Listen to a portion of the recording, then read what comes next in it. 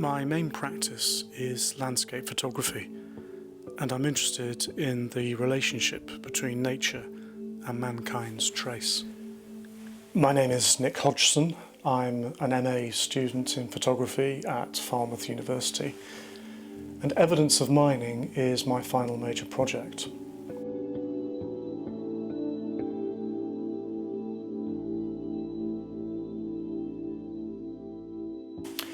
So I was drawn to this project because my mother's family is from the Forest of Dean and my great-grandfather was a coal-free miner. So I've grown up very much being aware of this whole tradition and local culture, but drawn to the project very much from a landscape photography perspective.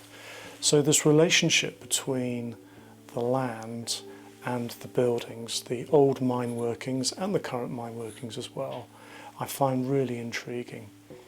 And what I've sought to capture over the last couple of years is a photographic essay displaying this relationship where arguably nature continues to win over. It's reclaiming old spoil heaps, old tramways, old mine workings.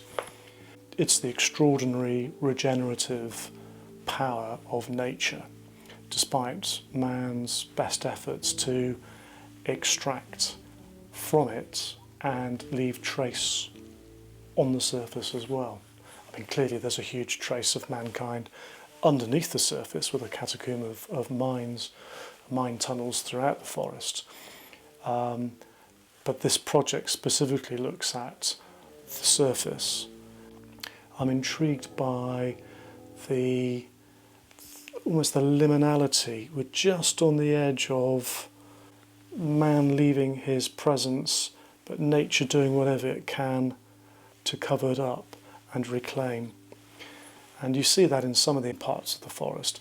In others where there are still the active coal-free mines in operation, it's a lot less obvious that nature is winning through. Today, mining is undertaken as more of a heritage industry by a small number of people who have a legal right to excavate coal. There are probably about only half a dozen or so free mines operating today. And whilst they're extracting coal, they're not mining it in large quantities.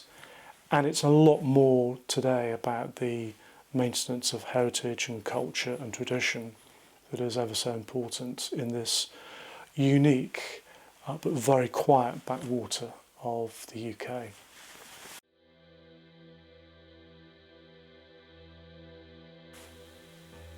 I work quite slowly when I'm shooting landscapes.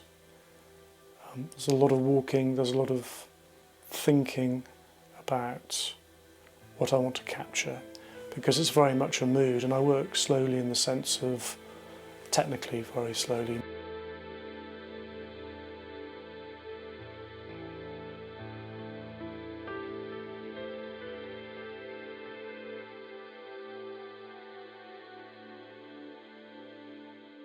My approach to research was to talk to the Forest of Dean Local History Society, who helped enormously especially in the early days, to read around the subject both online at the British Library, and of course there's no substitute for meeting face to face with the free miners, who I have to say have been really almost every single person involved in free mining in the Forest of Dean has been incredibly helpful and given me access and be happy for me to make the photographs I've been making.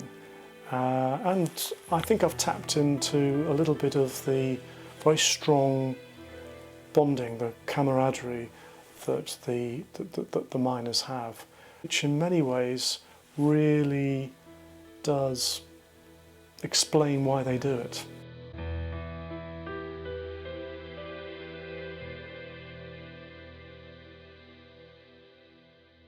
My intent with this project is to show the relationship between the landscape and nature that is the Forest of Dean, and its relationship with mankind, past and present.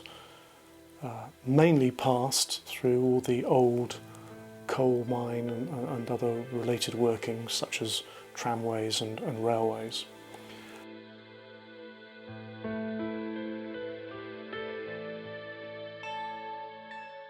You can walk through this stunningly beautiful forest and suddenly come across the corrugated shacks and the rails and the other outbuildings at the surface level that are free mines.